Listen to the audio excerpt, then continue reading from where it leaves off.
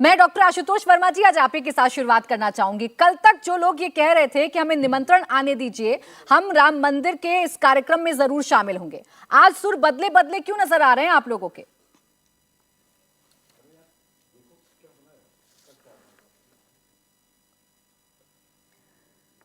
आपकी आवाज आशुतोष जी नहीं आ रही है, शायद आपने म्यूट कर रखा है। हाँ सॉरी जी, सॉरी, मेरी आवाज आ गई? जी जी जी। हाँ नहीं, मैं कह रहा हूँ कि कोई सुर बदले नहीं है। और देखिए, उनको न्योता पहुंचा है कि नहीं पहुंचा है, ये निजी जानकारी है, ये तो हम लोगों को साझा नहीं है। लेकिन मेरा एक बात मानना है कि जब उन्होंने कहा है कि हम जाएंगे, तो जब उन्होंने कहा कि जैसे हम लोग बोलते हैं कि जब माँ ने बुलाया तब जाएंगे वैष्णो देवी के लिए, वैसे ही जब भगवान राम ने बुलाया तो वो जरूर जाएंगे, ना जाने का कोई सवाल नहीं होता है। लेकिन परेशानी जो हो रही है, जो पूरे देश में एक माहौल बन रहा है कि फला लोग जा रहे हैं, फला लोग नहीं जा रहे हैं, क्या ये भारतीय जनता पार्टी का एक ऑफिशियल प्रोग्राम है या देश का एक संवैधानिक प्रोग्राम है? दोनों ही नहीं है। तो इसमें पर्सनल चॉइस की रहती है, आप जाना चाहते हैं कि नहीं चाहते, वो आपके इंडिपेंडेंट इंडिविजुअलिटी है। लेकिन परेशानी यहाँ है कि भारतीय जनता पार्टी और आरएसएस बैठ के ये डिसाइड कर रही है कि कौन आए और कौन ना आए, क्योंकि ये देश का पूरे लोकसभा चुनाव के पहले का एक नया नैरेटिव सेट करने की कोशिश कर रहे हैं। और हम बार बार कह रहे हैं कि भारतीय जनता पार्टी ने 80 के दशक से लेके 2023 तक इन्होंने सिर्फ दो चीजों पे राजनीति करी है, एक राम मंदिर पे और दूसरा इनको गोवलकर के विचार इस देश में जकड़ने हैं। इसके अलावा इनके पास दूसरे मुद्दे नहीं है, क्योंकि 10 साल का जिसको रिपोर्ट कार्ड देना है वो ये बता रहा है कि कौन कहां से आएगा, कौन कहां बैठेगा, कौन कहां नहीं बैठेगा, कौन कितना जल चढ़ाएगा, कौन कितना जल नहीं चढ़ाएगा।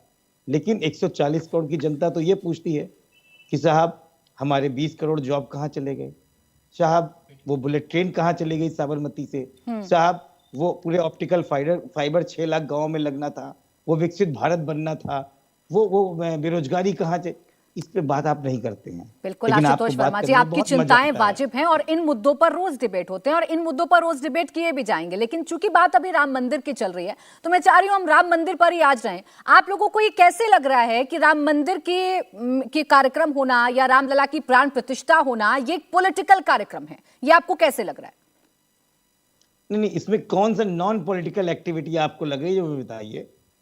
कौन सी ऐसी वजह है जिसमें आप कह सकते हैं? मैं आपको बता देती हूँ, 6 दिन तक प्राण प्रतिष्ठा का कार्यक्रम होगा। 18 जनवरी को धार्मिक अनुष्ठान शुरू होंगे, 20 जनवरी को मंदिर स्नान होगा, 81 तीर्थ स्थलों के जल से गर्भगृह का अभिषेक होगा, 96 कलशों से भगवान का अभिषेक होगा और 22 जनवरी को रामलला की प्राण प्रतिष्ठा होगी। इसमें क्या है पॉलिटिकल बात, बताइए।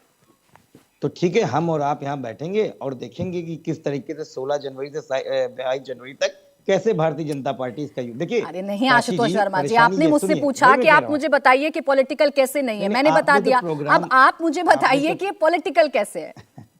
नहीं, आपने तो प्रोग्राम का जो है नरी बता रही हैं, मैं तो आपको साक्षात दिखाने जा रहा हूँ कि आप देख लीजिए किस तरीके से भारतीय जनता पार्टी अपने ऊपर अपनी पीठ थपथपा रही है।